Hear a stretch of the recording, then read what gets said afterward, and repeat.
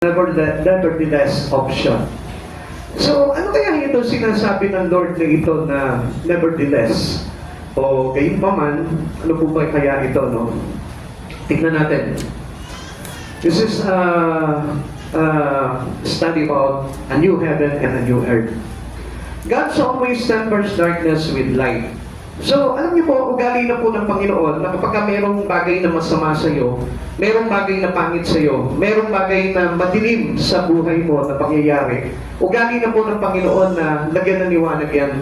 Amen. Or easily, He wanted to restore every darkness or to dispel the darkness in our life.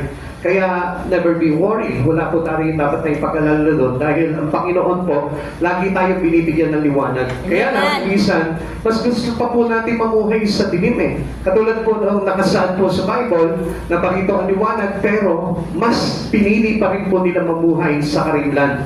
Ganyan po tayo, kaya hindi po nadidispel yung darkness sa buhay po natin. Kaya nga, to dispel all the darkness in life, just come to Christ Jesus. Amen. Yung totoong paglapit.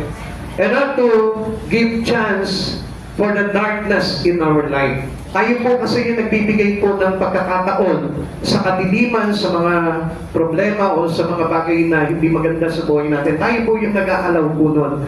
Kaya lang, minsan hindi po natin mapipigilan po yun kapag ang Diyos na po yung nagpataan po sa atin doon.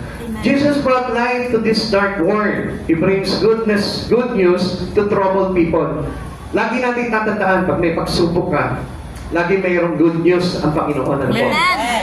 Ang Diyos hindi po nagkukulang yan sa tao. At ang tao lamang po yung kadalasan nagkukulang po sa Panginoon. Bakit? Kasi sometimes we forget God. During our trials, hindi ang Diyos ang naaalala po natin. During our darkness, hindi po ang Diyos ang nagiging liwanag po natin. Kundi we ask light for somebody. We ask light for things in our life. At kung minsan nga, tayo, nagiliwanagan tayo kapag nakakakita tayo ng pera eh. And supposed to be, this is absolutely deceit. Dahil hindi po tayo doon nagkakaroon ng liwanag. Amen. At alam natin that all these things are temporary lamang. Amen. Lahat po yan. Even yung katabi mo ngayon, temporary lamang po yan. Unless na talagang totoo, tanggapin po nila ang Panginoon at magpakatotoo po sila sa buhay po nila na tinanggap nila si Jesus sa buhay po nila. Doon lamang po magkakaroon ng eternal po yan. Amen. So, dito makikita po natin na ang Panginoon kahit kailan hindi po magkukulang yan. The previous verses present a dark picture. Yun sa mga nauna po dito. But first, basahin ko po sa inyo yung ating konteksto po ngayon. Medyo na-miss ko lamang po ito. According to 2 Peter chapter 3 verse 13, ito po yung pinakahihintay po natin. Ngunit tayo sa pangako ng Diyos, naghihintay tayo ng mga bagong langit at ng bagong lupa na pinaghaharian ng katarungan. So, ito pong bagay na ito, aayusin ng Lord to. As of now, at as of our present time, tayo po ay nandun sa magulo, troubled world. Amen. Nandito po tayo sa dark picture of this life. Amen. Yung pamumuhay po natin, hindi natin maiiwasan yan. Kaya nga, kuminsan, lagi kang puno ng galit sa puso mo eh. Pero, dapat nga po na tayo po yung maigay po talaga ng Panginoon po doon. Dahil, yung galit po talagang darating po sa atin yan. Kung hindi po natin alam how to respond into our anger, hindi po talaga tayo magiging maayos sa pamumuhay natin dito. Pero alam niyo po ba, fortunately, when we have God in our life, yung darkness na po ngayon, dito pa lamang dinidispel na sa iyo. Amen. Natatanggal na po yun. Inaalis na po ng Lord sa atin yun. Kaya lang, you just open your spirit unto the Lord to accept everything that He wanted you to learn about Him. Amen. Kailangan lamang po natin matutunan po talaga kung ano yung bagay na tinuturo sa atin ng Panginoon. Kasi kung mabasahin po natin dito, pinapakita po dito na mayroon pong mga bagay na magaganap po dito na sa mundo po natin, talaga may kakaharapin po tayo dito. It's all about the end time. It's all about the end of our world. Amen. Darating na po kasi yun, malapit na po dumating yun, kaya we must always be ready and prepare our life into this coming end time. Amen. Now, mga kapatid sa Panginoon, ipinapakita po dito yung dark picture niyo. Lahat ng mga bagay po dito sa mundong ito, wawasakin po yan. Amen. I-dissolve po lahat yan. Magkakaroon po tayo ng tinatawag na dissolution. Everything in here will be dissolved. Lahat po yan, gugunawin ng Lord yan, tutupugin yan sa matinding init. Amen. At hindi po iyan maiiwasan because it is already written and prophesied already. And it will be fulfilled in the coming of Christ Jesus. Amen. Now God's great nevertheless option is announced. Pero ngayon pa lamang, sinasabi na sa iyo ng Panginoon, kayo pa man, huwag kayong mag-alala. Huwag po kayong mangamba. Amen. Dahil everyone who stay in Him, lahat ng mga tao na nananatili sa Panginoon, lahat ng mga bagay na ito aayusin ng Panginoon. Amen. So, ibig sabihin, it will organize everything and it will restore into a new kind of a precious living na pinangako sa atin ng Panginoon. Kaya, yun po yung pinaka-aabangan natin. Hindi itong mga bagay na ito na magaganap na pangit. Kaya huwag po tayo mag-alala po doon. Kasi sabi ng Lord, there is always God's great nevertheless.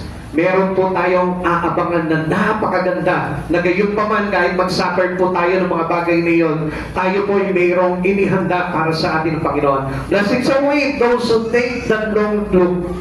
Ibignan po natin, ang kailangan lang po talaga natin manatili tayo sa Panginoon. Amen. Habang tayo po ay nananatili sa Lord, nagpapaturo po tayo, nagpapadisiplina tayo, at dito namumuhay po natin yung mga bagay na natututunan natin sa Panginoon. Amen. This is how we stay on God.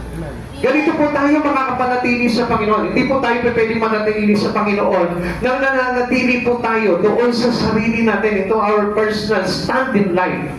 Marami po kasi sa atin, tayo po yung tumatayo na basta ako mabuting tao ko, okay na yun. Now, kailangan po, ngayon pa lamang matutunan natin, ano ba yung bagay na gustong ayusin ng Lord sa buhay ko? You must know that. Kasi kung minsan makikita po natin, ano po, year-ender, ang daming pangako ng tao, magbabago na ako, magsisipag na ako sa pag-church ko, pero but then, pag dumating po ito, pagkakataon na ito, still nakakalimutan nila yung mga pangako nila. You know why? Because Jesus is not coming into them. Hindi pa talaga dumating sa buhay po nila ang Panginoon. Kaya hindi po nila talaga maibigay yung talagang pagbabago na yun na dapat sana maganap na sa buhay natin. Alam niyo, natatandaan ko po nung araw, ang dami kong pangako sa sarili ko. Magbabago na ako, aalis ko pa na yung mga ganitong bagay, iiwasan ko na ito. Pero, alam niyo po, hindi ko magawa yung mga bagay na yon. Until the time that I really received Jesus in my life. Nung tinanggap ko na si Jesus, doon lamang po nagkaroon ng changes sa buhay ko. Pero take note, gusto ko po na malaman po natin na hindi lahat na nagsasabi tinanggap ko si Kristo sa buhay ko ay talagang totoong tumanggap. Amen. There is something changes that will happen into you. Amen. Kapag nga talagang tinanggap mo si Jesus, yung pinakamasama sa buhay mo, unang-una yan, nakasusuklaman mo. Hindi yung tao kundi yung sarili. Yung kasalanan na nananahan sa buhay mo, kasusuklaman mo yan. Amen.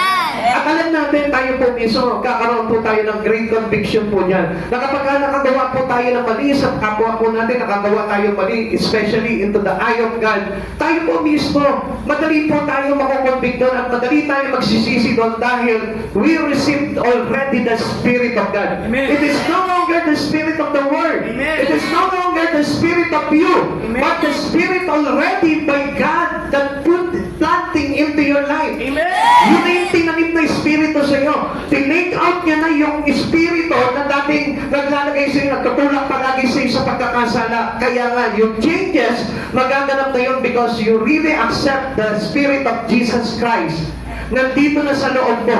Kaya yun na yung magpapabago sa iyo. Sa ayot sa gusto mo, mababago ang buhay mo dahil magte-take over na yung Espiritu ni Jesus, maghahari na sa buhay mo at yun na yung masusunod sa buhay mo. Kaya it can be easily for you to change. Madali na. Madali mo na maiiwasan yung paninigarilyo, madali mo na maiiwasan yung pag-inom ng alak, madali mo na maiiwasan yung mga masamang company.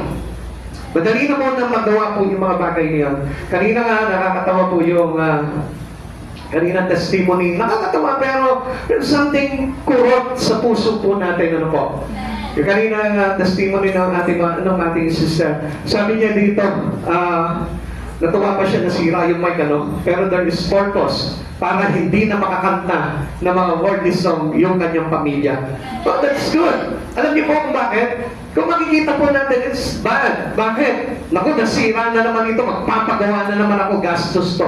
Pero sa kanya, pagpapala ng Lord yun. Amen. Nakita niyo po yung bagay na yun? Kasi meron pong bagay na binago na sa kanyang kalooban. Amen. It is not outside appearance, but inside. Amen. Amen. Ang pinakamagandang pagbabago po talaga sa buhay ng isang tao, kapag tumanggap ka sa Panginoon, yung inside. Amen. Kasi nadadaya yung panlabas eh. Maaring magmumukha kang anghel, pero deeply fallen angel pala. Amen? Maaring magmumukha kang mabait, pero inside, mabangis na leyon pala. So, hindi po natin kasi pwedeng itago yung bagay na yan. Pero kapag yung changes nangyari po sa loob mo, ibig sabihin yan, there is something happened inside of you, into your innermost. At alam niyo po ba kung sino na makakagawa nun? Only the Spirit of Christ Jesus. Amen. The Holy Spirit come inside of you, at ang sabi niya, mula sa puso na nananalig sa akin ay dadaloy ang tubig na nagbibigay buhay. And that was the true life. And this is the true living. Ito po yung totoong buhay na ibinibigay sa atin ng Panginoon. Yung bagay parang, dati ma-pride ka, no? Dati hindi ka talaga papatalo eh. Ha? Kristiyano sila, Kristiyano din ako. Born again sila, born again din ako. Napipreach sila, ay, ako rin, nagsisiyam din ako. Hindi ka papatalo. Alam niyo po, ganun po karamihan eh. Minsan nakala po natin na talagang lubusan na po tayo na bago ng Panginoon. Pero yung mga ganong attitude po ba, hindi po yun yung attitude na kumpagay parang tinaluyan ng Espiritu ng ating Panginoon.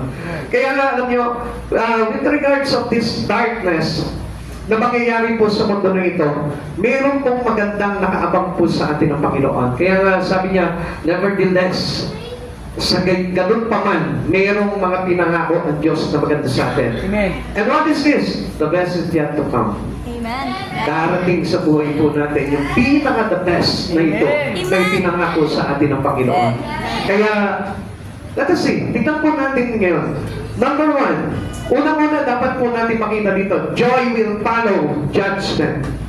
Pagkatapos po ng paghuhukom na gagawin po ng Diyos dito, pagkatapos niya tupugin ang lahat, iguho niya lahat, gagawin niya lahat, pati yung mga celestial body, lahat po yan, magbabagsakan yan, lahat yan, magugunaw yan. Wala tayo matitira po dito. Pero paano kaya tayo? Saan po kaya tayo mapupunta? If you won't stay into God, kasama ka matutumpok po dito. Pero ang sabi ng Lord, tayo po na nananatili sa Panginoon at nagpapabago sa Panginoon at natututo ng ayon sa katwiran ng Panginoon, meron po tayong kagalakan na tatamasahin pagdating ng araw. Nevertheless, the joy will come into every believers.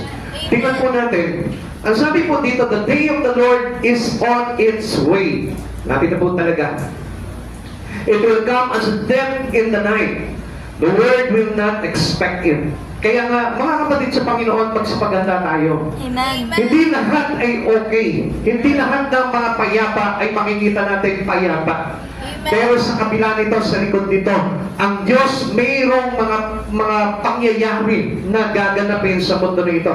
And only God will knows it. Amen. No one can know it. Lahat po tayo, hindi natin alam po yan. Pero isang bagay ang pinapaalam sa atin ng Lord, that you should change your living. Amen. Na kailangan na mabago po yung ating pamumuhay dahil kung hindi po talaga tayo magbabago at hindi natin aayusin yung mga bagay nito, masasama po tayo sa pagkatumpok dito mga bagay nito. Amen. Sama po tayo tutupukin po dito. Kaya nga, let us all prepare. And changes is very important for every one of us. Amen. Napakahalaga po niyan. Dadating na naman po yung 2026. Ano kaya mangyayari sa iyo bilang isang mananampalataya ni Kristo? Ganun pa rin po ba yung kahinatan po natin? Ikaw pa rin ba yung parang tamad na tamad palagi magsimba? Ikaw pa rin po ba yung hindi nagbabasa ng Bible? Ikaw pa rin po ba yung until now hindi pa rin tumatawag, nakikipag-usap sa Panginoon? Until now, iba pa rin yung solution mo into your problem. Iba pa rin yung response mo doon sa mga gumagawa na masama sa iyo. Kailangan po lahat po yun ay nabago na. Amen. Kailangan po yun accordingly that we live already into the righteousness of God. Yun na po dapat yung pinamumuhay natin. At hindi na po tayo nagiging same flow pa rin into the worldly people. Amen. Kasi gusto ng Lord talaga na ipakita po sa atin na pagdating po ng Panginoon ay isa-isang iglap lamang po. Hindi na mamalaya ng iba, kaya nga, let us all prepare. So, sinasabi po ng iba, siguro matagal pa. Siguro po yun, walang katiyakan. Siguro malapit na, hindi pa rin po natin masabi na kung kailan. Amen. Kaya nga, the only things that we need to do is to prepare Amen. and be ready. Amen. Kung halimbawa, until now, masama pa rin yung pakitungo mo doon sa mga taong nananampalataya sa Panginoon, then you should change. Amen. Ayusin na po natin yun. Dahil sabi po ng 2 Peter chapter 3 verse 10, ngunit ang araw ng Panginoon ay darating tulad ng isang magnanakaw. Sa araw na iyon, ang kalangitan ay biglang mawawala. Kasabay ng isang malakas na ugong, matutupok ang araw, buwan at mga bituin, ang mundo at ang lahat ng mga bagay na naririto'y mawawala. So even you who did not trust in God, tayo rin po, maglalaho tayo sa mundong ito. Tayo rin po, kasama tayo matutupok kung hindi ka talaga mananampalataya at magtitiwala ng lubos sa ating Panginoon. Amen. Alam niyo, iba po yung naniniwala sa nagtitiwala. Yung naniniwala sa Panginoon, maybe dahil nakita ko yung nangyari kay Jesus sa pagpapako niya, naniniwala ka. But the question is, if you stay in your belief in Christ Jesus, do you trust in God? Nagtitiwala ka ba sa Kanya? Marami nagsasabi, oo, nagtitiwala ako sa Lord, pero natatakot siya mawalan sa mga bagay na ito. So with regards on your testimony, mga testimony po sa atin dito, kanina nga po, inatalo sila, pera ba? Salapi ba? Huwag tayo magbuka. Alam niyo ba, kayas lamang po yan eh. It's all give us evil. Amen. Kung hindi po natin alam o kung hindi natin papaano gagamitin ito pong salapi o pera. Kaya nga, for the love of money is the root of all evil. Amen. Kaya nga, all these things might use into glorifying God. Lahat ng bagay ngayon na meron ka, buhay mo, lakas mo, talento mo, ipagamit mo na sa Panginoon para pag dumating itong araw na ito na sinasabi po dito, tayo po lahat ay nakahanda. Amen. Marami po sa atin, akala po natin, sarili lamang po natin yung mga bagay na meron tayo. Gusto ko po na ipaalala po sa inyo na ang bagay na meron ka ay hindi talagang sa iyo, Amen. kundi ito yung pinahiram lamang sa iyo ng Panginoon. Amen. Minsan, parang, alam niyo, it is unfair to God eh. Kung mga makimisan po dito ng mga kapatid na po, sabi natin, meron kaming ganito, meron kaming ganyan, meron kaming gano'n. Pero personal use lang ang lahat ng ito. Ikaw lang nakikinabang yan. Hindi nagagamit yan ng kapwa mananampalataya. Hindi yan nagagamit for the glory of God. Then what is that use? It may give you evil into your life. Bakit po tayo nagiging masama? Kasi yung bagay na pinagkatiwala sa atin ng Panginoon, ginamit lamang po natin into our personal own matters. Sarili lamang po. At alam po natin na yung buhay natin is already paid in full by God. Amen. Pinupos tayo ng Panginoon. At kaya ang nagmamayari na sa atin, we must know that God is the owner of your life. Kaya kailangan itong buhay natin na ito, siya nagmamayari, siya dapat ang gumamit. Amen. At tayo po, bilang mga pag-aari ng Diyos, nagpapagamit naman po tayo sa Panginoon. Amen. Kaya nga, alam niyo mga kapatid sa Panginoon, yung gratitude to God. Na marami po mga Kristiyano, hindi nila mapagamit yung buhay nila sa Panginoon. Then how can we get ready? Paano po tayo magiging handa sa mga bagay na ito na magaganap? Kung hindi po natin ipapagamit yung buhay natin. And you must learn from the Bible. Lahat po yan dapat po matutunan po natin kung ano yung bagay na itinuturo sa atin ng Panginoon. And watch out, mga kapatid sa Panginoon, maraming Kristiyano, still until now, sa tagal ng nilang Kristiyano, they are still selfish. Yung kanila lamang. Pinaghirapan ko to, kaya akin lang ito. Para sa pamilya ko lang ito. And how you prepare for the coming of Christ Jesus? Paano ka magiging prepare kung yung bagay na meron ka ay sa'yo lang? Kaya nga sabi ng Lord, we cannot live alone. Amen. Hindi po tayo pa pwede mabuhay sa sarili po lamang natin. Amen. Sapat na wala nabubuhay at walang mamamatay sa sarili nila. Amen. Meron tayong purpose. May layunin kung bakit nabuhay tayo sa mundong ito. Amen. Kaya nga kung minsan, di natin mapapansin, bakit hindi yung napangasawa ko? Bakit hindi si ganito? Bakit hindi yung dating first love ko ang napangasawa ko? Bakit? Kasi may purpose ng Lord. Amen. Ngayon ikaw naman, suklang ka sa asawa ko. Bakit? Kasi ikaw pa naging asawa ko eh.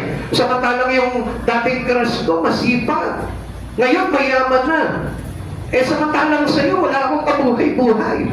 Pero, tinanong mo ba sa Lord kung bakit yun ang inalaw na ibinigay sa'yo? Lahat ng pangyayari sa buhay natin, may purpose ng Lord. Amen. Kaya wala kang dapat pagsisihan doon, kundi hingin mo sa Panginoon and you must learn kung bakit ito yung binigay sa'yo. Amen. Alam niyo, yung iba nga eh, makikita po natin, parang nagsisisi pa sila. Ikaw pa kasi napangasawa ko eh. Bakit ikaw pa napangasawa ko? Huwag mong sabihin yan dahil may purpose ang Lord yan. Amen. Kaya alam niyo, kaya marami pong iba, mga naghahanap pa po ng iba. Pero ang hindi nila alam, akala nila makakatagpo sila na mas higit doon sa binigay ng Diyos para sa kanila.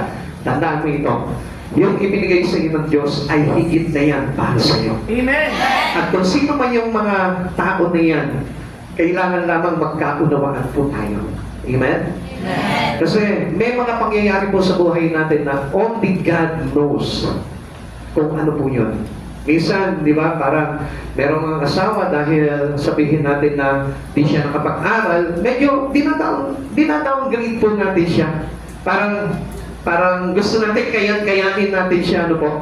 Pero, alam mo, kung siguro yung kung yung napangasawa mo, hindi yan, at napangasawa mo siguro yung mga matatalino, baka na-jompat ka na.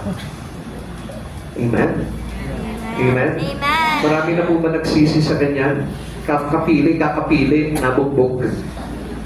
Pero, totoo po yan. Kaya nga, minsan, alam niyo mga kapatid sa Panginoon, ang Lord, we are preparing into the best that yet to come. Amen. Yan tayo piniprepare ng Lord. Although sa tingin natin, ang pangit, bakit ganito? Until now, mahihirap pa rin ako.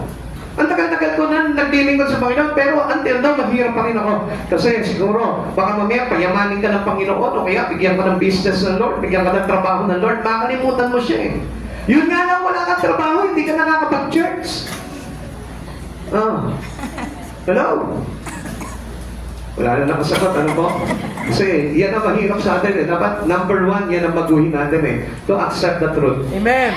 Yung matuto tayong tanggapin yung katotohanan na nire-rebuke sa atin ng Panginoon. Okay, tuloy po natin.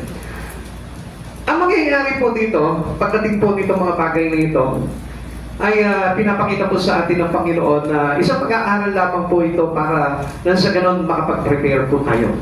Ang Lord kasi hindi po talaga tayo pinababayaan ng Panginoon eh. Gusto niya talaga maging prepare tayo sa lahat ng pagkakataon. Cataclysmic event will befall creation. Pag sinabi pong cataclysmic, ang ibig sabihin po niyan yung end time na mangyayari. Yung magaganap po na mga arms violent into our nature, yung maglalaglagan yung mga bituin. Maliban na lang kung marunong ka sumalo. Okay. Kung kaya mo saluhin yung bituin, sige, okay, ligtas ka na. Kaya mo ba yan? Meron bang may gano'n? Hindi, no? So, kaya nga po tinuturo sa atin ng Lord to, yung about eschatology. Dahil gusto po talaga ng Lord talaga maging handa po tayo. Amen. Hindi tinuro sa atin ng Lord to para magkaroon lang tayo ng kaunawaan, ano po? Kundi tinuro sa atin ng Panginoon to para tayo po lahat ay magkaroon ng paghahanda. Amen. And we are all be prepared for the coming of Christ Jesus. Amen. The heaven will pass away with a great noise. Merong malakas na ugong na maririnig po tayo. I don't know kung lahat po tayo maririnig po natin yon. Pero siguro it is too late kahit na marinig mo yun dahil magaganap na po talaga yung pag-unaw ng mundo. The element will melt with fervent heat. Lahat tutupukin po, lahat na nakikita nyo dito. Kahit na yung postisya mo na lagi nalalaglag, tunaw po yan.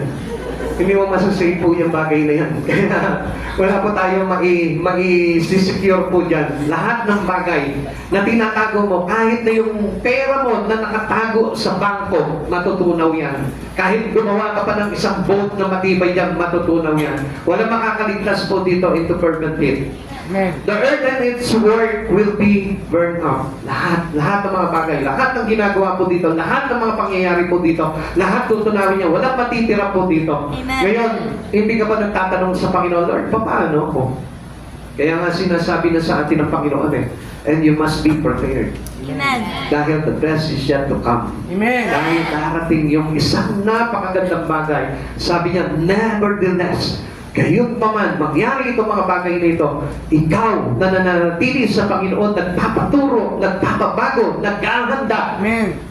para sa isang panibagong buhay na inilaan sa atin ng Lord, ay maiiwan at matitira at mamumuhay sa pagbanalan ng Panginoon. Amen. At yun po yung pinakamaganda po na inaabangan po ng lahat. Kaya nasabi niya dito, nevertheless, better days await those who belong to the Lord. Pero, are you belong to God? Do you belong to Jesus? Amen. Maring sasabihin mo, sige, magka-claim ka ngayon. Nako, belong mo talaga sa Lord. Kay Lord talaga ako. Pero, makikita po natin yan, okay? The promise of God outweigh the trials of earth. Now, yun yung mga pangako ng Lord, kung maaalala mo yun. Kaya nga kuminsan, marami pong mga Kristiyano, hindi na po alam kung ano yung mga pangako ng Diyos sa Kanya. So, how do we know God in our life? If they're promising to every believers, hindi mo naintindihan, hindi na ilagay sa isipan mo at hindi natatak sa puso mo yung bagay na yun, anong panghahawakan mo? Kaya nga, it's better to read your Bible and to know every promises that we have in here. Amen.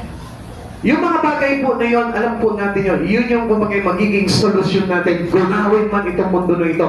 May pinanghahawakan ka man lang isang pangako ng Diyos sa buhay mo.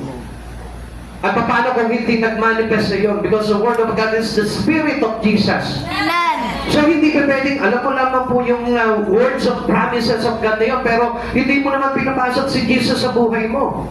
Kaya nga, it cannot be manifested into you, the promise. Amen. Dahil magmamanifest lamang po sa iyo, mangyayari at magaganap sa buhay mo, yung pangako ng Diyos, when Jesus reigning into your heart. Amen. Kapag siya yung po yung namamayani, nagahari sa puso mo, every promise that is written here right now, mangyayari yan kahit na i-resolve lahat ng bagay dito sa mundo na ito. Kaya hindi nga po tayo matatakot dahil sabi ng Lord, the Lord your God will be with you until the end of this age. Amen. Hanggang sa katapusan ng sanlibutan, sabi ng Lord, the Lord your God. Amen. Kasama mo ako hanggang sa katapusan ng mundong ito. Amen. Kaya nga paano po na tayo po ay mapapasama doon sa pangako ng Diyos kung hindi mo isinasama sa buhay mo si Jesus. Kaya kapatid sa Panginoon, lagi po natin ugaliin mismo sa buhay po natin na si Jesus palagi nag-ahari sa buhay natin. Kaya nga kung minsan, alam nyo, nandun na nga po tayo sa gawain pero hindi pa natin kasama si Jesus Another question po yan kanina sa pag-uusap po namin dito habang nagsishare po kami dito ng madaling araw. Sabi natin, paano po, Pastor, yung mga ganitong tao? Alam niyo mga kapatid sa Panginoon, hindi natin makakaila na sa puso natin dapat si Jesus ang naghahari. At kapag naghahari si Jesus sa buhay mo, hindi mo pwedeng hindi mo hahanapin si Jesus sa buhay mo. Kaya nga kung mapapansin po natin, ang daming mga Kristiyano, minsan nasa church na pero hindi pa nakikinig ng salita ng Diyos. Iba pa rin yung ginagawa nila. So how come that Jesus is reigning in you? Kasi alam mo, kung halimbawa ikaw talagang nasa puso mo si Jesus, nandiyan ka, mauupo ka, makikinig ka ng todo, and you will be focused into what God teaching us. Amen. Hindi ka papayag na hindi ka nakikinig, hindi ka papayag na tayo po ay nadidistract, hindi ka papayag na mayroon kang distraction na gagawin. Amen. At hindi mo pa pwede paantalain yung mga bagay na mapapakinggan mo sa Panginoon because Jesus is real into you. Amen. Kung totoo talaga nandito si Jesus sa buhay mo, bawat single words that is preaching to us, makukuha mo yung makakatch up mo yung easily. And you will understand kung ano yung mga bagay na itinuturo sa iyo ng Panginoon. And especially the promises of God. Paano mangyayari sa buhay mo yung pangako ng Diyos, sabi ko nga, kung hindi si Jesus yung nakaluklok sa puso mo. Kung hindi si Jesus yung nagdala sa iyo sa lugar na ito. Amen? Amen. Kaya nga kuminsan sa mga churches daw kuminsan alam nyo, napupunta lang sa church dahil kay crush. Kaya nagka-crush. Kaya sila nagpupunta sa church dahil lang sa isang bagay at hindi talaga para kay Kristo. We need to seek our God in our life. Kung nandito ka ngayon, hanapin mo ang Diyos. This is not the place for other things, but the place to look for Jesus. Amen. Kaya nga itong oras na ito, dapat ngayon yung puso mo, yung espiritu mo, naghahanap talaga sa Panginoon. Amen. Dahil doon sa mga pinipreach, doon mo matatagpuan ang Panginoon sa buhay. Amen. Kuminsan, ang sabi po sa atin ng Biblia, if you seek God with all your heart, you will find Him. Matatagpuan akong Panginoon kung hinahanap mo siya ng buong puso. Alam mo, kuminsan, hindi mo siya makita doon, pero I assure you, if you are a believers to Christ Jesus, makikita mo siya dito. Amen. From the beginning of this book, and to the last of this book, you will see Jesus. Amen. Kaya marami po, hindi po nila makita talaga si Jesus dito eh. Kaya nga, alam niyo po ba, that Jesus is the one that promises to us by God. Si Jesus mismo yung pinangako sa atin. Kaya kapag hindi mo nakita si Jesus sa simula pa lamang hanggang sa wakas nito kasulatan na ito, hindi mo nakita si Jesus, paano mo siya mapapanghawakan? Paano mo mapapanghawakan yung pangako ng Diyos sa iyo? Kailangan, pag nagbasa ka ng Bible, sa Genesis pa lang, sa unang buklat mo pa lang, kailangan nakita mo na si Jesus. Amen. Dapat nakilala mo na si Jesus sa Genesis pa lang. Amen? Amen. Kaya nga kapag halimbawa, na-encounter mo na si Jesus sa buhay mo, hindi pa pwedeng hindi ka magbabasa ng Biblia eh. Kasi sasabihin si Jesus, read my words. And then, yung salita ng Diyos na yun, sasabihin na isa-isa sa ni Jesus, this is what my promise to you. Sasabihin na sa iyo ng Panginoon, ito yung pangako ko sa iyo, ito yung pangako ko sa iyo, ito yung pangako ko sa iyo. Itatatak niya sa puso mo dahil tinanggap mo na si Jesus sa buhay mo. Amen. Nakapackage na po yun sa pagtanggap po natin sa Panginoon. Kaya wala pong sigma o isang Kristiyano man na hindi nagbabasa ng Bible. Kaya nga, you must read your Bible if you truly accepting Jesus in your life. If truly Jesus reigning into your heart, babasahin mo ang Biblia. Dahil ikaw mismo aalamin mo, ano ba yung pangako niya sa akin? Ano ba yung mga promises ng Lord na ito? Para na sa ganon, ma-outweigh lahat ng trials dito sa mundo na ito. Kapatid sa Panginoon, you must listen very well. Dahil napakahalaga po talaga ng pagtitipon. Kaya sinabi po sa atin po yan. Lalo na sabi po sa atin ng Hebrews chapter 10, ano po? Na malapit na dumating ang Panginoon. Amen. Amen. Kaya lagi po tayong, huwag natin kakalitan yung mga pagtitipon. The future is bright as His unfailing word. Kaya nga, tingnan niyo po lahat ng bagay, He dispels all the darkness because He is the light. Amen. Now, sabi niya po dito, the future is as bright as His unfailing word. Yung pong salita ng Diyos, yan ang magbibigay ng kaliwanagan sa buhay ng tao. Amen. Kaya alam niyo, hindi ako naniniwala na marami pong mga Kristiyano nahuhulog pa eh. Alam niyo kung bakit nahuhulog ang mga Kristiyano? It is because of lack of praying, lack of reading His Bible, lack of meditating the words of God, and lack to know the promises of God into them. Yun yung mga bagay na kuminsan hindi napanghawakan ng isang Kristiyano, although they believers already by Christ Jesus, but still, it went out. Nawala pa rin sa Panginoon. Kaya mga kapatid sa Panginoon, it's better to take this opportunity para maintindihan natin lahat ng mga bagay na ito. Amen. Now, sabi po natin dito, belong ba tayo sa Panginoon? Pakitanong mo nga doon sa katabi mo, are you belong to God? Are you belong to God? And for sure, sasabihin niyo, yes, I am belong to Him. I am belong to Jesus. Tingnan po natin. How do we know if we are truly belong to God? Paano po ba natin malalaman kung talagang sa Diyos po tayo? Ano po? Ito po yung isang bagay po. Medyo mababaw lamang po ito. At makaka-relate po tayo. Knowing you belong to God involves an inner transformation by the Holy Spirit. Yan yung kanina pinag-uusapan natin. Evidenced by the deep love for Him. Yung malalim na pag-ibig mo sa Kanya. Hindi mababaw. Hindi pa yung marami kang dahilan kapag hindi ka nakapag-church. Ano po? Wala na po tayong dahilan doon kasi meron na tayo ng tinatawag na deeper love for Jesus. A desire to obey His command. Yung marunong tayo sumunod sa mga pinag-uutos niya sa atin, especially to love others.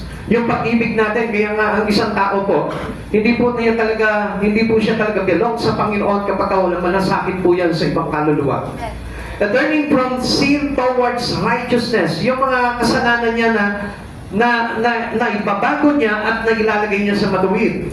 And persistent reliance on Jesus even without ultimate showing up as a transformed life reflecting Christ's character. Nakikita na po sa atin, nagre-reflect na po sa atin yan. It's not about perfect behavior but genuine. So, ibig sabihin, hindi naman perfect yung magiging behavior natin. It's either marami pa rin makikita po sa ating mali, ano po. Pero, yung katotohanan na ikaw ay talagang kay Jesus, makikita at mararamdaman pa rin po yan. Ongoing relationship where you keep coming back to Him. Di ba? Lagi ka po nabalik sa Panginoon. Whatever trials, o ano man yung mga bagay na nangyayari sa buhay mo, babalikan mo ang Panginoon. Hindi mo bibitawan ang Panginoon sa buhay mo. Yun yung tinatawag na belong talaga sa ating Panginoon. Na kahit na sabihin mo sipahin ka, gawin ka parang aso doon sa church mo, hindi mo iiwanan ng Diyos dahil hindi naman sila talaga yung pinunta mo, kundi ang Diyos talaga na nananahan sa puso mo and you are belong to God. Trusting His promises and letting His Spirit leads you. Kaya nga mga kapatid sa Panginoon, ano po ba yung pagtingin po natin sa Holy Spirit? It will lead us only to a smooth life. Into the smoother life. Come on! Gusto ko po na buksan niyo po yung isipan niyo. Before the ministry of Christ here on earth, dinala siya ng Holy Spirit sa ilang. Anong ginawa sa kanya? Hinayaan siyang subukin po doon ng kaaway. Amen. Now, tapos tayo gusto natin, smoother lang yung ating pamumuhay bilang Kristyano. Hindi po hindi po ganoon. Dahil tayo din po susubukin din po yung ating patience, yung the parents po natin, yung ating stand with the Lord. Susubukin din po yan kung talagang tayo po yung real sa ating pagkakakilanlan sa Panginoon. Amen. Kaya nga, even our stand. Mag-i-stand ka ba doon sa church mo? Mag-i-stand ka ba doon sa pinagpakilalanan sa iyo ng Panginoon? Kapatid sa Panginoon, this is the stand that saying that every Christians are already belong to God. Yung katulad ng stand ni Pablo. Amen. Si Pablo, nung makilala niya o ma-encounter niya po ito pong glory ng Panginoon doon sa Damascus Road, hindi na yan po binitawan ng Panginoon. At ang sabi po ni Pablo, wala na makakapaghiwalay sa kanya sa pag-ibig ng Diyos. And truly, pinakita talaga sa atin po yun. Even kamatayan, hindi po siya natingnan doon. Hindi niya binitawan niya. Hindi siya naging salawahan. Amen? Amen. Hindi siya naging isa sa mga Romano, hindi siya naging isa sa mga Grego, kundi yung kanyang paninindigan as apostles to Christ Jesus, yun po yun talagang tinayuan niya. Unlike sa atin po ngayon, ano po, pagka nasugatan ka, anong gagawin mo? Lilipat ka na agad ng ibang church. Samantalang doon mo naman na-experience ang Panginoon. Amen. Alam niyo po ba, there is always a right place to you that you may encounter God. At yun po yung napakasarap na lugar na kung saan doon mo na-encounter ang Panginoon. Amen. And if it is true to you, na talagang na-encounter mo dito ang Panginoon, hindi mo na bimigawan ang Panginoon sa buhay mo. Amen. And even this place, ang hirap ng bitawan. Bakit? Kasi yung sweet memories mo sa Lord, yung deeper memories, na kung saan nakatagpo mo ang Lord, ang hirap kalimutan mo noon. Amen? Nakatandaan niyo po yung inyong mga asawa. Kung saan kayo nagkakilala ng asawa mo, ang hirap burahin sa isipan mo. Ano po? Kahit na sabihin po na sa pangit na pagkakakilala kayo na nagkatagpo, parang ang hirap pong tanggalin sa memories mo yun. No? Nakaukit sa puso mo yung bagay na yun. Kapag nadadaanan niyo po yung lugar na yun, kakalabitin mo yung asawa mo. Diyan tayo dati. Di ba? Ang sweet-sweet pa natin dyan. Kilig moment pa sa atin yun. Ano ko? Yung iba mga bitter. Ipakita sa mukha. Mga bitter. Alam mo yung mga bitter na yan? Gawin yung butter yan. Nakapakinabangan yan. Amen? This is how we know if we are truly belong to God. Amen. Even the church that you may encounter God, hindi po bibitawan yan kahit anong mangyari. Amen. Amen? Lalo na, mga kapatid sa Panginoon, di ba? Meron ka mga nakasama doon. Noong time na maalab ka, di ba, sa Panginoon dahil nakilala mo ang Diyos, kasama mo sila nagpe-pray, kasama mo sila sa hirap, sa ginhawa, di ba? Ang hirap makakalimutan yung mga tao na yan eh. Kaya nga, nagtataka ko, bakit ako nakalimutan na nila? Siguro dahil masungit ako, no? Dahil wala akong ginawa, kundi magsermon na magsermon. Sabi nga ng sister natin dyan, buti nga, sister, nagpasalamat pa eh. Salamat kay Pastor, walang tigil na kakasermon. Diba? At least na-appreciate po nila yung bagay na, I praise God dahil yun po talaga yung way ng Lord sa atin po dito. Kaya nga, dito, talo ang pikon. Pakisabi mo nga sa katabi mo, talo ang pikon. Talo ang pikon. Yan. Kaya nga, if you want to know if you are belong to God, hindi ka mapipikon sa anumang bagay na maranasan mo. Amen. Amen? Dahil kasi syempre, belong ka sa Lord eh. There is already a deeper love inside your heart towards Christ Jesus. Amen. Amen. Ikalawa, the message yet to come. The night will follow dissolution. Pagkatapos po ng paggunaw ng lahat ng bagay na yan, meron na po tayong napakagandang kasiyahan, kagalakan. At yun po yung pinangako sa atin ng Panginoon. Nakakatakot kung iisipin ako, magugunaw yung mundo. Nasaan na kaya ako doon? Hindi mo ba natanong sa sarili mo? Nasaan ka na ba noon, mga panahon na yun? Tinuto ka ba? O pinanik ka na ng Panginoon? I hope na tayo po lahat ay nakapanik na. Naipanik na tayo ng Lord. Para sa paghahanda ng bagong langit at bagong lupa. Kaya mga kapatid sa Panginoon, galingin po natin na lagi po tayong prepared. And you must belong to God. Amen. Huwag po tayo magpag-ibabaw. Minsan kasi, alam nyo, ginagamitan lang ng bibig palagi eh. Yung kanilang pagiging maka-Diyos o maka-Kristo. Pero hindi po yan sinasabi ng bibig, kundi ginagawa ng kaluluwa mo. Amen. Kaya kailangan talaga, we should know that your soul is already in Christ. Na kailangan po, malaman natin, kapag kaluluwa ko kay Christ na ito, o baka naman, parang feeling ko lang. Kasi marami po mga pilingera, yan ang mga Kristiyano. Di ba, feeling ko, malalim na ako, feeling ko, magaling na ako, feeling ko, talagang, propeta na ako ng Diyos, feeling mo lang yan. Di ba? Sabi mo nga sa katabi mo, feeling ka ba? Feeling ka. Pag sinabi niya, oo, bigyan mo mamaya isang piling na saging niya para lubusan niya, mapil talaga. Amen? So, dalangin ko po sa Panginoon, wag po tayong feeling. Huwag yung pakiramdam lang, kundi yung katotohanan. Kasi pagka talagang totoo, na belong ka sa Lord, makikita mo talaga, sabi nga natin, makikita mo talaga na talagang hinahanap mo si Lord sa buhay mo. Amen. Yan ang tao na talagang feeling niya kay Lord siya, pero hindi niya hinahanap ang Diyos sa buhay niya. Hindi siya, madalang siya nakikipag-usap sa Panginoon. Madalang siya naghahanap ng aral mula sa Panginoon. Hindi po ganon. Kailangan talaga maramdaman po natin yan. Kaya nga, alam niyo, lahat ng pangyayari na po yan, talagang absolutely tayo po ay magiging handa na pag natupok po lahat ng mga bagay nito. Talaga magkakaroon tayo ng malaking kasiyahan sa buhay po natin. Amen. Now, the possessions of the presence will be dissolved. Lahat po ng mga pinanghahawakan natin. Kaya ngayon pa lamang dapat malaman mo na itong hawak kong itong mga bagay nito walang halaga. Pakisabi mo dun sa katabi mo, yung mga meron ka, walang halaga yan. Yung mga meron ka, walang halaga yan. Bigay na natin kay Pastor yan. Bigay na natin kay Pastor yan. Hindi.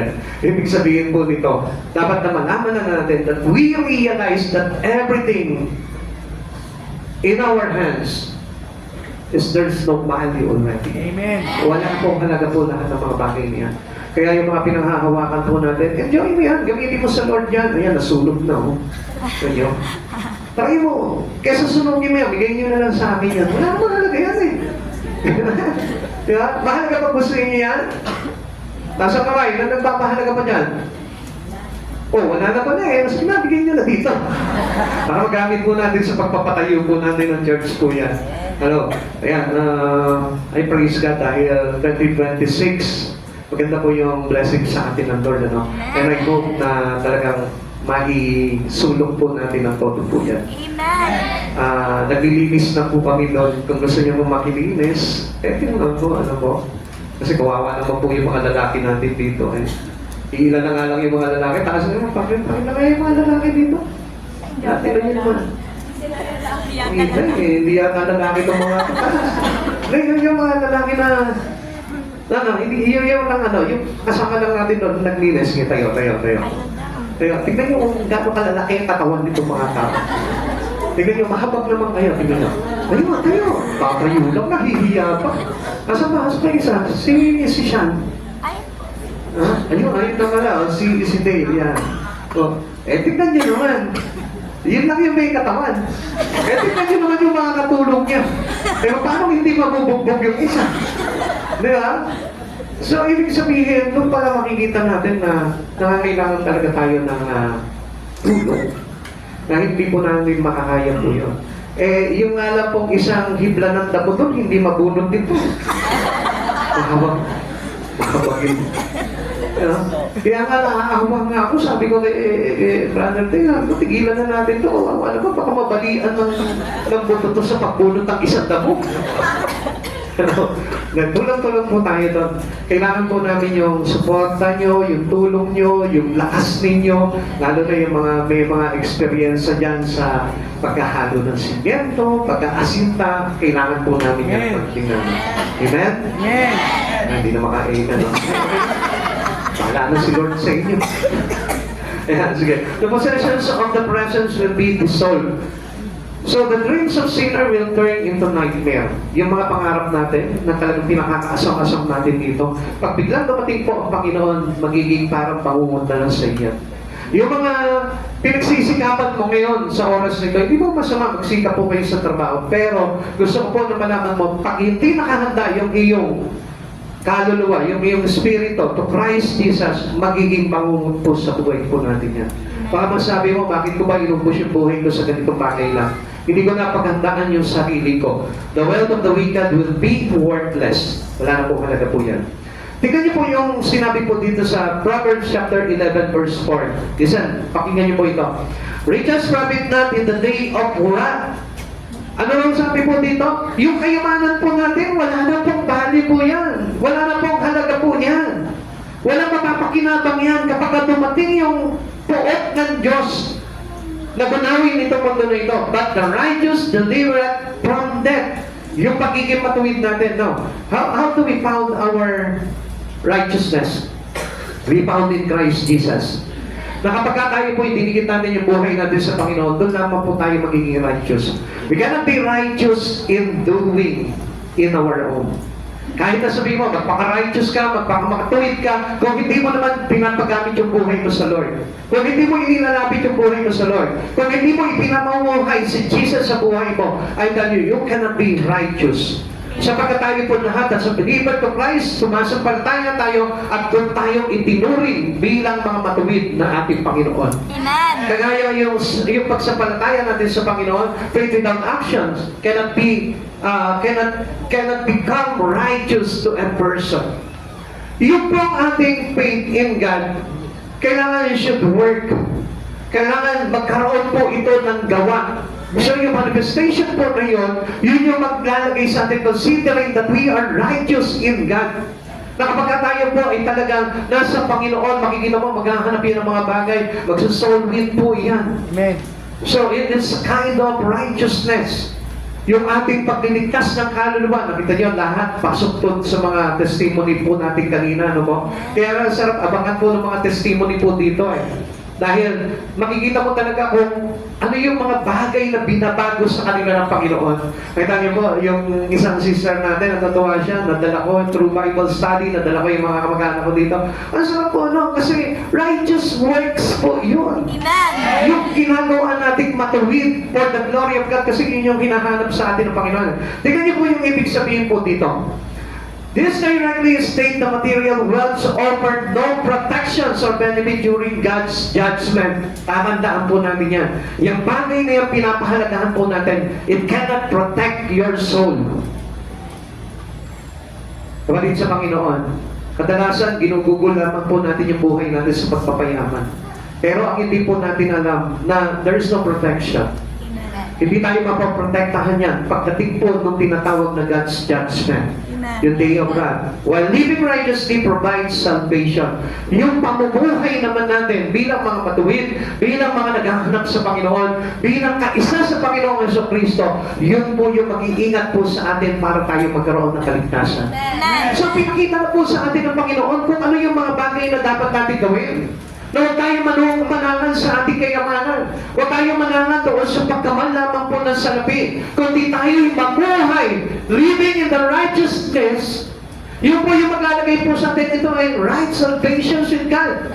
Kaya po nagkakaroon po ng kaligtasan dahil yung po righteousness of God will be transferred into every sinner. Who receive Christ Jesus, who believe Christ Jesus. Na kapag tinanggap mo na si Kristo sa buhay mo, anong sabi ng Lord? Tayo po ay naging matuwid dahil sa ating pananampalataya. At yun po yung nagiging basihan po sa atin. Na kapag tayo po ay lumakad na sa pananampalataya kay Kristo, binibilang na tayo bilang mga matutuwid na tao. Kaya mga kapatid sa Panginoon, kung pinaghahandaan po natin yung mga pangarap natin dito sa mundong ito, masigit natin pagandaan yung pagdating po ng Panginoon. Sapagkat hindi po, wala po makakapagligtas po sa atin yan, kundi yung bagay na tinanggap natin kay Jesucristo. Yung bagay na itinuro sa atin ng Panginoon, yung bagay na ipinangako sa atin ng Panginoon. Kaya nga, yun yung dapat na lagi natin ilalagay sa puso po natin. Alam niyo yung kayamanan ng mundo? It will follow you.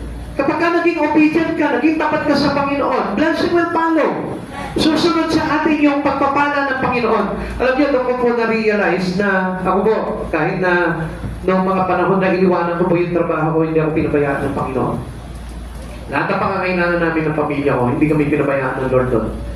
Minsan, oo, nawawalan kami, pero sa isang banda, makikita mo, dumataloy po talaga yung pagpapala ng Lord. Amen. At yun po yung gusto ko na ipakita po sa inyo. Hindi ko po sinabi na huwag kayong magtrabaho. Maganda magtrabaho po kayo dahil meron din po kayong tinatawag na kumagay parang channel of blessing na pagkagalingan po ng biyaya ng Lord para sa inyo. Pero kung igugugol mo lamang yung buhay mo sa pagtatrabaho at uubusin mo at hindi mo makikita na ang buhay mo ay napapalapit sa Diyos, tanggalin mo yan. Amen. Kung minsan nga, di ba, sa paggawa ng masama, sabi niya, kung ang iyong kamay ay nagkasala, patuloy mo yung isa. Mas mabuti pa na hindi buo ang iyong katawan kaysa buo ang iyong katawan pero may impyerno ka naman. Kapatid sa Panginoon, you must have this principles of God.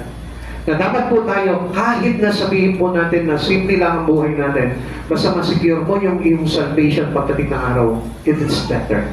Because the best is yet to come. Yung magandang bagay ay paparating po sa atin. Paano kung hindi mo ma-achieve yung bagay na yun?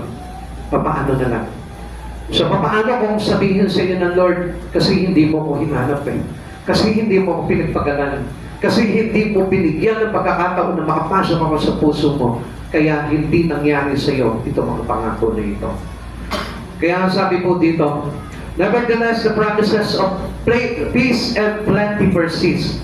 None of these terrible tragedies will take God by surprise. Alam ng Diyos po lahat po ng bagay na yan. Alam niyo, kahit nga po yung kumisa na kawalan po natin, alam ng Diyos yan, nakikita ng Lord yan. Yung minsan, di ba, parang sumala ka sa pagkain, alam ng Diyos yan, hindi nagkulang ang Panginoon. At alam po ng Diyos lahat ng mga pangyayari sa buhay po natin. At alam natin na mayroong solusyon palagi ang Diyos yan kung bakit po nangyari yan. A new heaven and earth await those who have trusted in God. Yun lang yung dapat natin gawin po dito. That you keep on trusting Him. Amen. Magtiwala ka sa Kanya. Huwag mo yung susukuan mo yung Panginoon sa buhay mo dahil walang-wala ka na. Susukuan mo yung Diyos sa buhay mo dahil nawalan ka ng trabaho. Susukuan mo yung Diyos sa buhay mo dahil hindi ka nakagraduate. Come on, kapatid sa Panginoon. Sometimes God tests your trusting in Him. Minsan sinusubok ng Diyos yung pagtitiwala mo talaga sa Kanya. Alam niyo, dahil ko nakita na talagang sinasabi nila, maka-Diyos kami. Talagang, we really love God. We really love God. Talagang kami, nabuhay kami ng mga Diyos kami. Pero, they're not trusting God. Ang sabi sa atin ng Panginoon, trust in the Lord with all your heart and not lean on unto your own understanding. In all your ways, acknowledge Him and He will direct your path. Amen. At ano po ba yung direction na yun na gustong puntahan sa atin ng Panginoon? Yung kaligtasan na yun. Amen. And we cannot achieve this salvation, this path to salvation, kung hindi po tayo magtitiwala sa Panginoon. Kasi kung minsan, ang dalas mo, marami pong tao, lumalakad lamang po sa sarili po nila. Ito yung dapat, ito yung dapat. Come on! Ang tinubuo po sa atin ng Panginoon is a new heaven and new earth. At hindi po yung Garden of Eden. Amen. Akala po kasi natin na pag natupok lahat ng bagay dito, ibabalik ng Lord yung tinatawag na Garden of Eden. Kung hindi na po yung face out na po yung lahat ng bagay na yun. Maging yung pinananampalatayaan mo, maging itong buhay na ito na pinangahawakan ng maraming tao na ang sabi nila, it allows to be by God. Pinahintulot sa akin ng Diyos ito pamumuhay nito. Kung hindi po ito yung gusto ng Lord sa atin. Kaya nga lahat ng ito, iwawasakin po niya, i-destroy niya po lahat ng ito, tutuklogin niya lahat ito, at gagawa siya ng panibagong langit at panibagong lupa para na sa ganun maghari ang alin, ang katwiran ng Diyos, ang maghari ang alin, ang kabanalan ng Diyos, at wala na yung mga bagay na dating nasa isip natin, buburahin na ng Diyos yan. Amen? Amen. Kaya nga doon sa mga bagay na yun, akala po natin, paminsan, paano na yung asawa mo? Paano na yung mahal mo sa buhay? Sabi po ng Biblia, lahat ng mga bagay na yun sa alaala natin ay buburahin na. Kasama po yun na will be dissolved sa pagka-dissolve ng mga bagay na ito. Kaya nga yung iba, nangangarap pa na pagdating ng araw, makikita tayo mag-asawa. Come on, wala na po yan. Ang magiging tayo po noon ay parang yung mga anghel. Pero hindi tayo anghel, no? Parang mga anghel na lahat tayo magkukurit sasamba na lamang po sa Panginoon. Wala na yung mga, alam natin kaisipan ngayon na yung isip na masipag sa trabaho, masipag maglinis ng bahay, o kaya naman yung mga kaisipan natin dito. It's all purely in the holiness of God. Kaya kapatid sa Panginoon, huwag tayo mangarap na katulad po ng iba na kung saan parang sa kamanayan nila, kala nila, dala-dala nila yung kayamanan nila. Dala-dala nila yung kotse nila. Dala-dala nila lahat ng mag-aari nila. Kung hindi na po ganun. Dahil a new earth, a new heaven and a new earth ay pinaghaharian na po ng katwiran ng Diyos. Amen. Pinaghaharian na ng kabanalan ng Diyos. And even the sun, there is no sun already. It is the Shekinah glory of God will be our light. Siya na po yung magiging liwanag natin. Kaya huwag po natin isipin na, kailangan ganito, kailangan masipag ako dito, para na sa ganun, pagdating ng new heaven and earth, ay masipag din ako. Hindi na po yan. Burado na po sa isipan po natin yan. Amen. Basahin niyo po yan. Okay. God will keep His word given to His own. Now, ang sabi po dito sa Revelation chapter 21 verse 5, isulat po, maaasahan at totoo ang salitang ito. Sabi po sa Revelation chapter 21 verse 5. Ang sabi po dito ng Panginoon, isulat mo na maaasahan at totoo ang mga salita na ito. So, ibig sabihin, if we keep holding into the promise of God, pag pinangawakan po natin yan, yan yung magiging kaganapan ng lahat. Consider John's description of this promised blessing. Ito po'y nakasaan po sa Revelation chapter 21. Ano po? The New Jerusalem will descend from heaven like a bride from her husband. Tingnan niyo po ito. Sabi po ng Pahayag chapter 21 verse 2, at nakita ko ang banal na lungsod, ang bagong Jerusalem na bumababa mula sa langit, buhat sa Diyos gaya ng isang babaeng ikakasal, siya'y nakabihis at nakahanda na sa pagsalubong sa kanyang mapapangasawa. Alam niyo mga kapatid sa Panginoon, dito po pinapakita po sa atin ng Panginoon na tayo po mismo magagalak tayo na salubungin po itong ating Panginoon pagdating po ng araw na ito. Pero paano kung halimbawa ngayon pa lang wala ka nang gagalak sa puso? Paano ka mapagpabilang doon sa mga babaeng ikakasal na naghihintay doon sa kanyang groom? Paano tayo mapapabilang doon sa mga babaeng ikakasal? We will be soon a bride for Christ. Amen. Tayo lahat. Magdiriwang tayo sa napakalaking kasiyahan po nito, pagdating po nito ang bagong langit at bagong lupa na ito. Sabi po dito, okay, basahin po natin. Ang bagong Jerusalem ay bumababa tulad ng isang kasintahang babae para sa kanyang asawa. Sabi po ng Pahayag, chapter 21, verse 2. Ay sumasagisag sa maluwalhati, dalisay at magandang pagsasama ng mga tinupos ng Diyos. Sino po itong mga tao na ito? Yung believers of Christ. Yung nanatili sa Panginoon. Yung until now, kaya niyang panghawakan si Kristo sa buhay niya. Nang higit sa lahat sa mga bagay sa mundong ito. Sabi po dito, pagsasama ng mga tinupos ng Diyos, sino po ito? Yung tayo, mga church, tayo po yan. Ang kasintang babae, tayo po yan bilang mga nananampalataya. Babae man tayo, lalaki. We are the church, we are the bride for Christ. Kasama ni Kristo ang Kordero sa walang hanggang estado kung saan ang banal na lungsod ay kumakatawan sa pinasakdal, pinabanal na pamayanan ito at na masusing inihahanda at pinalabutian ng Diyos upang maging banal at karapat-dapat sa Diyos. Ang lalaking ikaasal na nagpapahiwati ng tunay na kabanalan, kagandahan at malalim na ugnayan sa Diyos. Sino po yung tinutukoy dito? Si Jesus. Amen. So ngayon pa lamang kailangan may kaugnayan ka na sa Diyos. At yung kaugnayan na yun, dapat maglalagay po sa atin yan sa kapanalan, kagandahan at malalim na ugnayan natin sa Panginoon. Kailangan pinalalalim po natin yung ugnayan natin sa Panginoon. Kailangan nabubuhay tayo sa kapanalan. Kailangan nagiging matuwid na po tayo accordingly sa pagtanggap natin sa Panginoon. And without these things, I tell you, you will be suffered. Dahil ngayon pa lamang po, hinahanda tayo ng Panginoon. Kaya nga mayroon tayong mga pagpapatipon eh. Kumbaga tayo po yung babaeng ikakasal na nagpe-prepare para sa kasal na mangyayari po sa kalangitan pagdating ng araw. Now, alam na po natin kung paano po nagpe-prepare ang isang babaeng ikakasal po. They are all excited. Amen. Excited po sila. Nagpapagawa sila ng trahe de boda puti-puti. At alam niyo po ba kung ano sinisimbol po nito? Nagpapakalinis po tayo.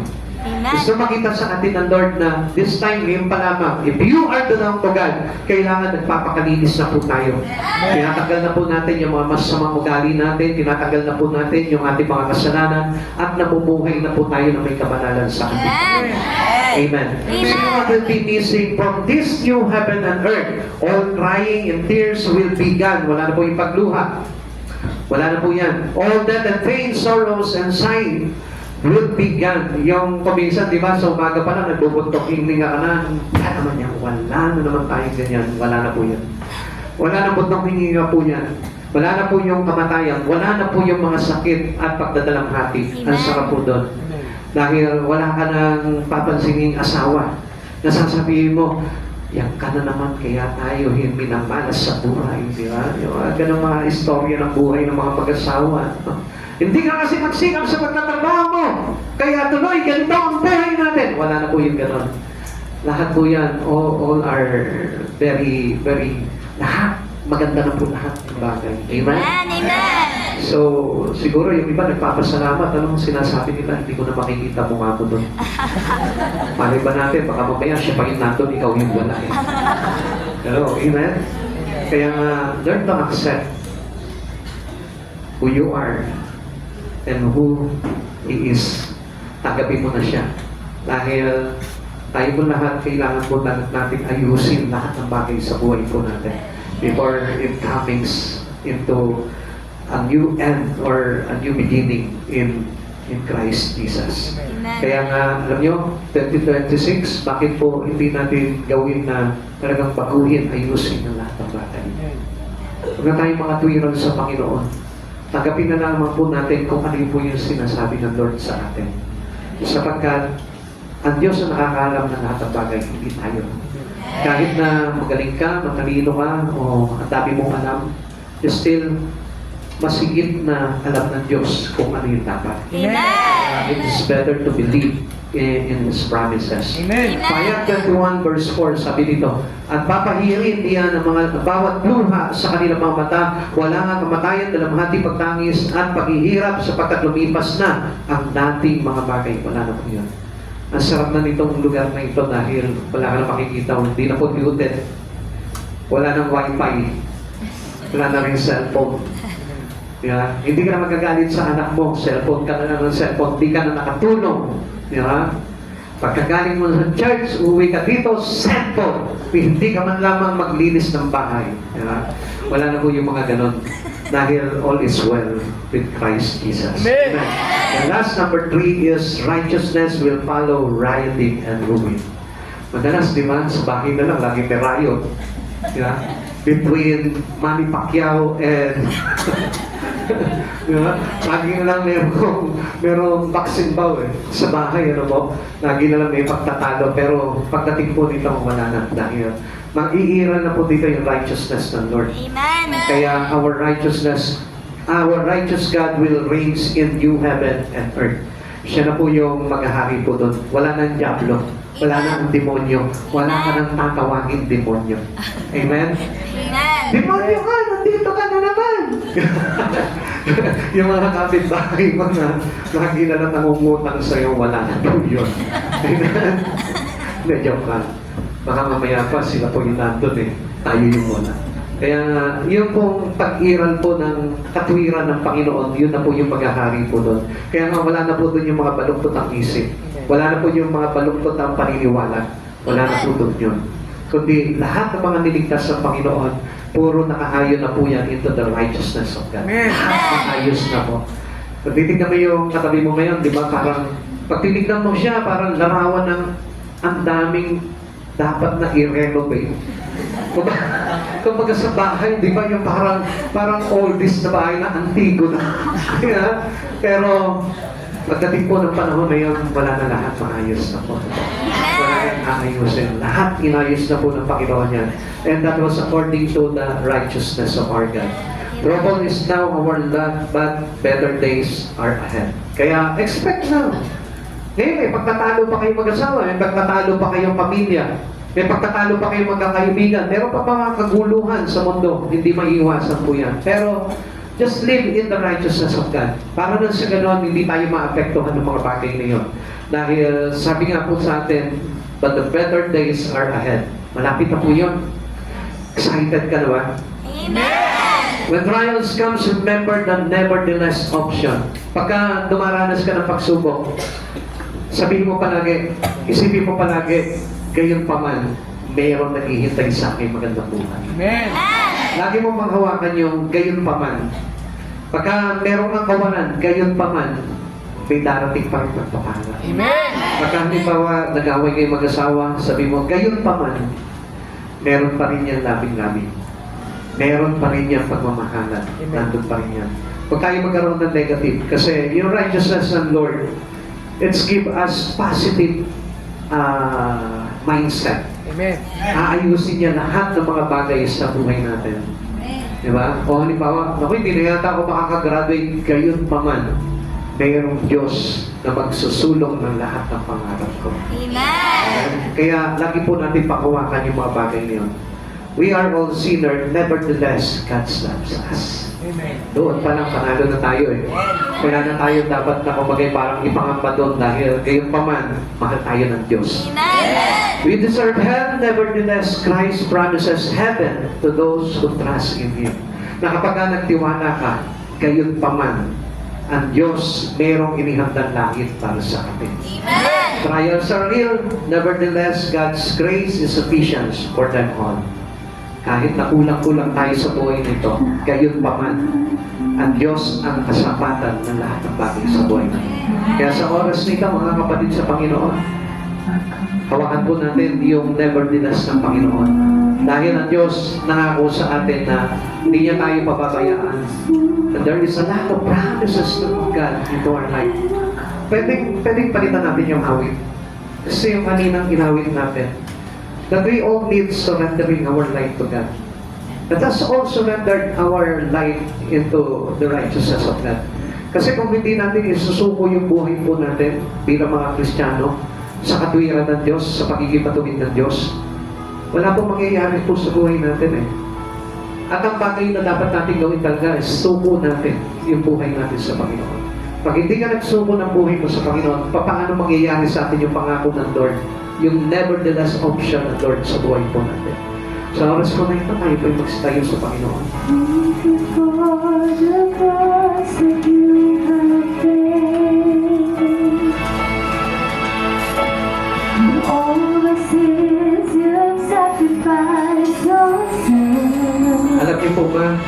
Na Diyos, sinuruan po tayo magpakumbaba sa Kanya for us to know how to surrender it all to God.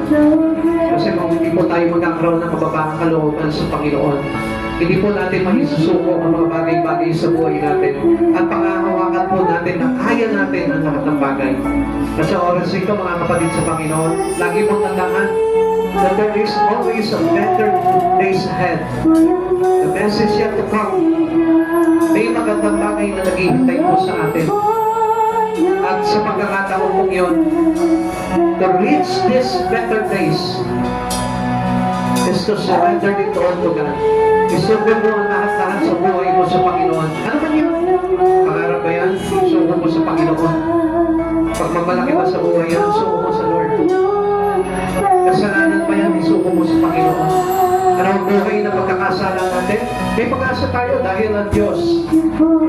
Tinanggap niya tayo ang mga makasalanan para bigyan niya tayo ng kaligtasan. At walang imposible na po sa buhay ng tao ngayon na hindi maligtas. Na tayo kung pwede tayo maligtas. If we truly surrender it all to God, suko mo sa Panginoon ang buhay mo, makikita mo. The best is yet to come. The best is yet to come. The best is yet to come into you. Come on, let's worship God. Hallelujah, Lord Jesus. As I lift my head for your mercy, O God, longing for your presence now. As I lift my head for your mercy, O God, longing for your presence now. Nakasurrender to God. Kung meron ka bagay na hindi pa isinusuko sa Panginoon, isuko mo sa Kanya ngayon. Sapagkat iniibig ng Diyos ang mga nagpapakumbaba. Pinapagawa niya lahat ng mga taong nagpapakumbaba sa Kanya. Isuko mo sa Diyos lahat ng kahinaan mo. Isuko mo sa Diyos lahat ng mga pagkakamali mo. Isuko mo sa Diyos lahat ng mga bagay na magsanansan mo sa Kanya. Isuko mo sa Panginoon. Isuko mo sa Lord. Come on. Surrender it all to God. And follow Jesus.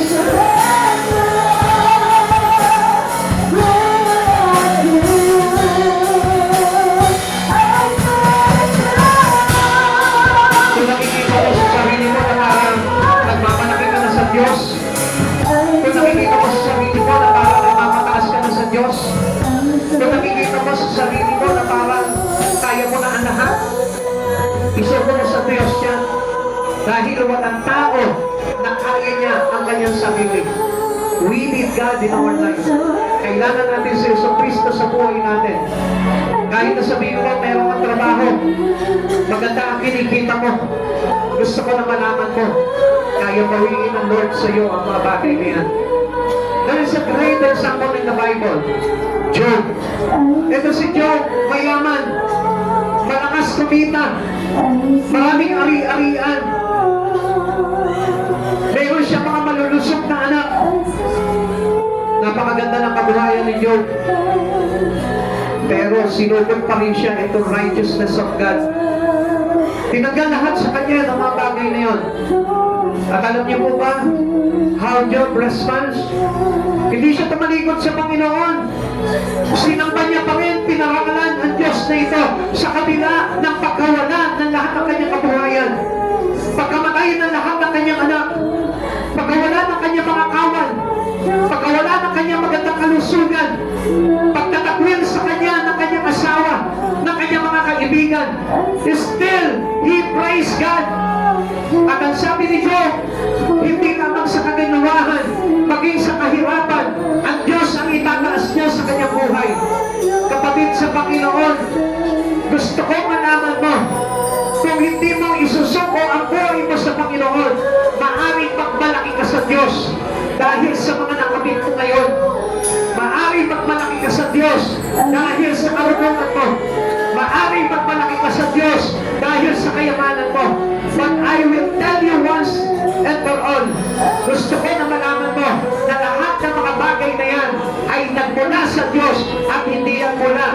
iyong kagalingan.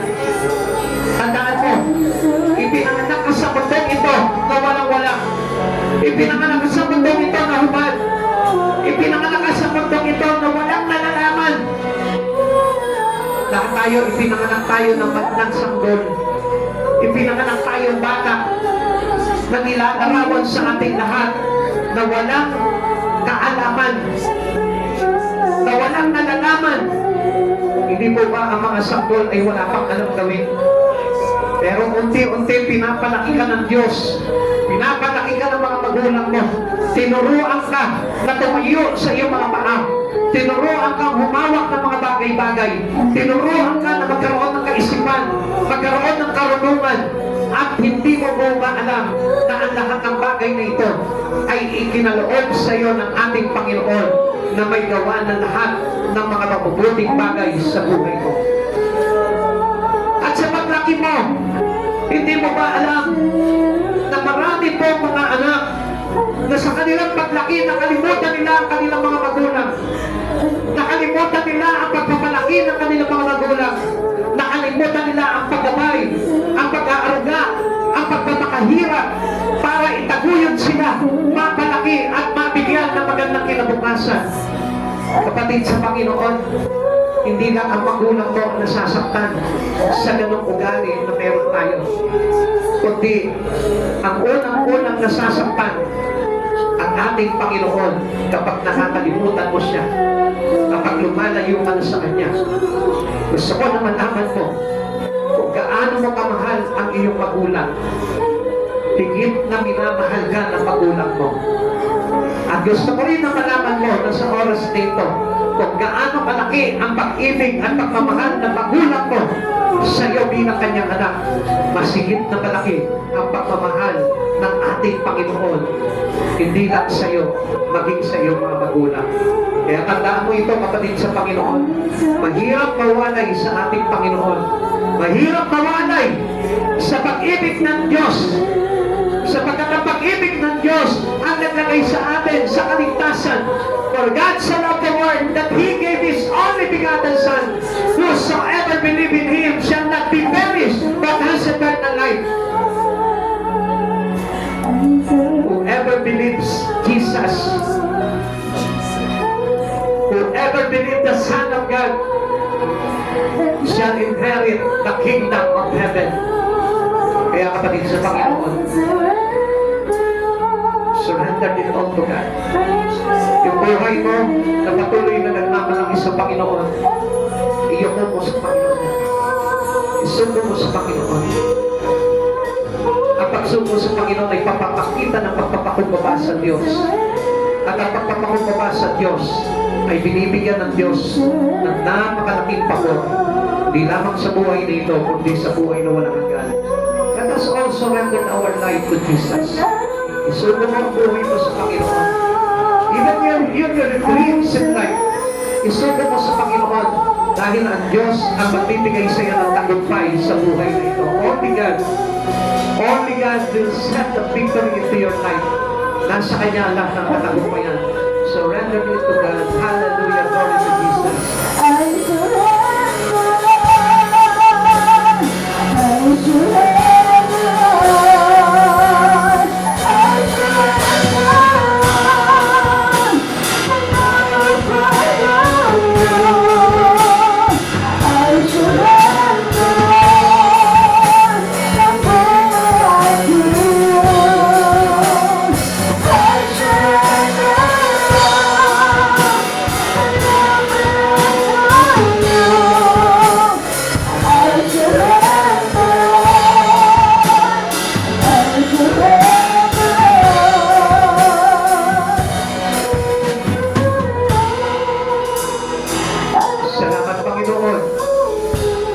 Sapagkat sa pamamagitan ng mga aral ng iyong salita, tinuruan ko kami magpakumbaba sa iyo.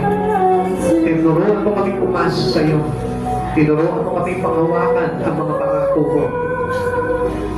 At sa aming pagpapakumbaba sa iyo, Panginoon, di namin pinagmalaki ang mga bagay na meron kami. Sa halip, Ipinagpasalamat namin ito sa iyo, Lord, sapagkat ikaw ang pinagmulan na lahat ng pagpapala at tagumpay sa buhay ng bawat isa. At sa oras nito, Lord, kung puso ka namin pinasasalamatan, kung puso ka namin pinupuri, dinadakila sa buhay na ito, sapagkat anumang bagay na meron kami ngayon, O God, sa iyo nagmula ang lahat ng ito, O God. Even our salvation, Lord, kung wala ka, hindi po kami maliligtas. At sa oras nito, Panginoon, nangangako ka sa amin, O God, at napakaganda ng pangako na ito, na sinabi mo sa amin lahat, the best is yet to come. Darating na ang mga napakagandang bagay na inilalaan mo para sa iyo mga mananampalataya. Panginoon, dalangin ko po, O Lord, na patatagin mo po ang bawat pananampalataya po namin, O God. Huwakan mo po ito, Lord, at walang isa man sa amin ang bumitaw po dito, O God. Sapagkat batid po namin, O God, nalalapit na po ang araw ng iyong pagbabalik. At sa iyong pagbabalik, O God, uunahin mo ang sino man patuloy na nananampalataya sa iyo ng lubusan at nagtitiwala sa iyong ganap. Panginoong Yesus, maraming salamat po, Lord. Salamat sa biyaya ng bawat salita, Lord. Bawat pangako mo, Panginoon, na aming pinangahawakan, sapagkat dito kami nabubuhay, O God. Sapagkat wala kami pag-asa kung wala ka, Lord. And our great hope is in you, O God. Sa iyo lamang nagmumula, Panginoon. At hindi po namin mapapanghawakan anumang bagay na meron kami sa mundong ito, Lord. Sapagkat sabi mo nga po, Panginoon, lahat ng bagay sa mundong ito will be dissolved. Lahat ay matutupok, Panginoon, sa tindig init na iyong ibubuga sa mundong ito. Maraming salamat po, dakilang Diyos. Salamat sa pag-aruga mo po sa amin. Salamat, Panginoon, sa paghahanda mo po sa amin.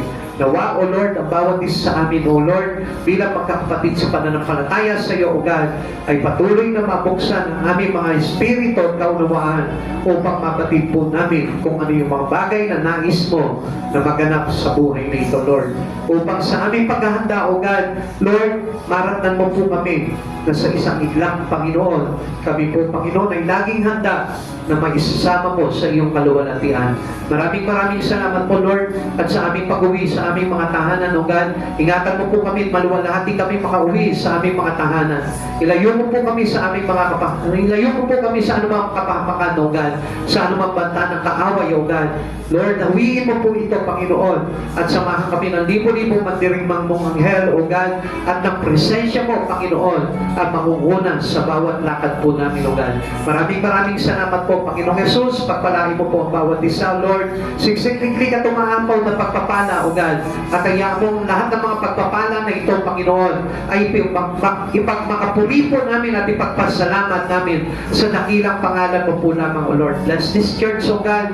Bless everything in this church, even our mission, O God, at ang lahat ng mga proyekto, Panginoon, na aming isinusulong. Pagpalain mo po ito, hayaan mo magkaisa kami, Panginoon, ng salubin. Magkaisa kami, Panginoon, sa Espiritu mo, O God, upang maitaguyod namin ang lahat ng bagay na ito, Lord, na walang pag-aalinlangan at buong katapatan, Panginoon, na maisagawa po namin ang aming mga tungkulin sa iyo, Lord, bilang pagpaparangal namin sa dakilang pangalan mo po, O God. Maraming salamat po, dakilang Diyos. Uli po, O God, sa iyo po namin ibinabalik ang lahat ng kapurihan na ito, ang lahat ng aming pasalamat sa dakilang pangalan mo po lamang in Jesus' name. Amen and amen. God bless you all po. Maraming po tayo naman.